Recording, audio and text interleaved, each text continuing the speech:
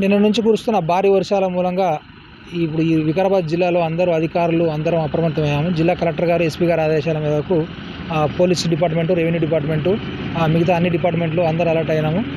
ఎక్కడైతే వాగులు పొంగుతున్నాయో, ఎక్కడైతే ప్రజలకు రాకపోకలకు సంబంధించి ఇబ్బందికర పరిస్థితులు ఉన్నాయో అక్కడ బ్యారికేడ్లు వేయడం జరిగింది.